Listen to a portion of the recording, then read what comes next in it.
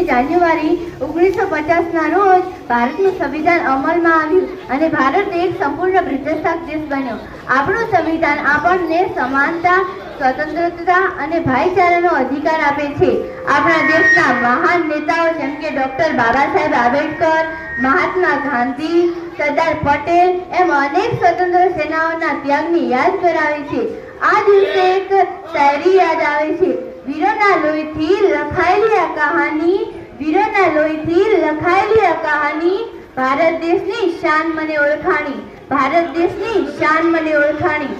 મિત્રો, આજથી આપણે સૌએ સંકલ્પ લેવો જોઈએ કે આપણે દેશના સારા નાગરિક બનીશું, દેશની પ્રગતિને યોગદાન આપીશું, દેશનું માન વધારીશું.